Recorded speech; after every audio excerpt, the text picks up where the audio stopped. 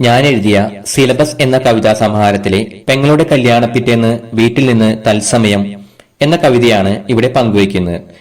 പെങ്ങളുടെ വിവാഹശേഷം അതുവരെ കൊഞ്ചലും കുസൃതികളുമായി അവൾ നിറഞ്ഞു നിന്ന വീടിന്റെ മൂകമായ ഒരവസ്ഥയാണ് ഞാനിവിടെ കവിതയിലൂടെ വരച്ചു വെക്കുന്നത്. അനിവാര്യമെങ്കിലും പെട്ടെന്നുണ്ടാകുന്ന ആ ശൂന്യത അനുഭവിക്കാത്ത അച്ഛനും അമ്മയും ആങ്ങളമാരും ഉണ്ടാകില്ല. ആ ദിനങ്ങളുടെ ഓർമ്മകളിലേക്ക് ഈ കവിത തീർച്ചയായും നിങ്ങളെയും കൊണ്ടുപോകുമെന്ന് ഞാൻ വിശ്വസിക്കുന്നു. ഇനി നമുക്ക് കവിതയിലേക്ക് വരാം. പെങ്ങളുടെ കല്യാണപ്പിറ്റേന്ന് വീട്ടിൽ നിന്ന് തത്സമയം. വീട്ടിലാകെ ഓടി നടന്ന് കിലുങ്ങിയ ഒരു പാദസരം ഇന്നലെ ഒരാൾ അനുവാദം ചോദിച്ചുകൊണ്ട് കവർന്നെടുത്തു.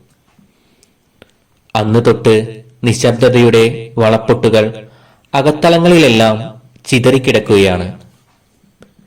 എന്നെങ്കിലും ഒരിക്കൽ ചൂടുവാൻ അവൾ എത്തുമെന്നോർത്ത് കൊഴിയാതെ കാത്തു നിൽക്കുകയാണ് അവൾ നട്ട മുല്ലയിലെ സ്നേഹപ്പൂക്കൾ.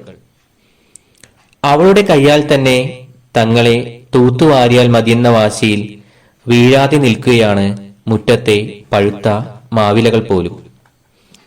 ഒരിക്കൽ കൂടിയൊന്നവളെ വഴക്കു പറയുവാൻ കൊതിമൂത്ത അമ്മയോ കഴുകാൻ മറന്ന ഒരു പാത്രത്തിനായി അടുക്കളയിലാകെ അലയുകയാണ്. കുട്ടിക്കാലത്തെ അവളുടെ പ്രിയപ്പെട്ട പാവക്കുട്ടിയെ അച്ഛൻ മിനുക്കിയും തുടച്ചും അതിന്റെ ഒടിഞ്ഞ കൈകാലുകൾ ഒട്ടിച്ചു ചേർത്തും അവളുടെ വികൃതികളോർത്ത് സ്വയം പൊട്ടിച്ചിരിക്കുന്നു. അവളുള്ളപ്പോൾ എന്നും നേരത്തെ ഉണരുന്ന അവളുടെ ഷെൽഫിലെ കൺമഷിച്ചെപ്പും കുപ്പിവളകളും ഇന്നിപ്പോൾ ഉച്ച കഴിഞ്ഞിട്ടും എണീറ്റിട്ടേയില്ല.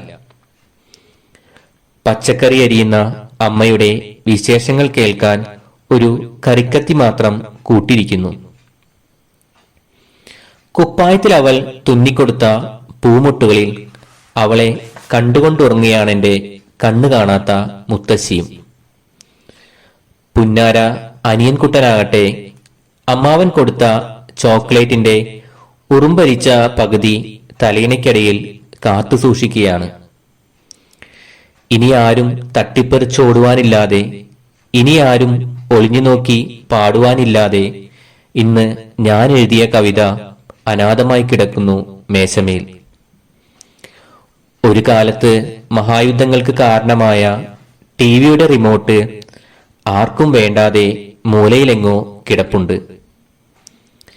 അന്ന് അവൾ കടിച്ച കൈത്തണ്ടയിലെ മുറിപ്പാടിൽ ഇന്നെനിക്കെന്തോ വേദന അസഹ്യമായി തോന്നുന്നു. തട്ടിപ്പറിച്ച് തിന്നുന്നതിനാണ് രുചിയെന്ന് ഇന്ന് അച്ഛൻ വാങ്ങിക്കൊണ്ടുവന്ന പഴംപൊരിയുടെ ബാക്കിയിൽ എഴുതി വച്ചിട്ടാണോ അവൾ പോയത്? കല്യാണം കഴിഞ്ഞിട്ടും കളിച്ചിരി മാറിയില്ലെന്നാണ് എനിക്ക് തോന്നുന്നത്. ഇപ്പോഴും ഞാൻ മുടി ചീകുന്നേരം കണ്ണാടിയിൽ ഒട്ടിച്ചു വെച്ച ഒരു കുഞ്ഞു പൊട്ടിലൂടെ കണ്ണിറുക്കിയും കൊഞ്ഞനം കുത്തിയും എന്നെ കളിയാക്കിക്കൊണ്ടിരിക്കുകയാണവൾ.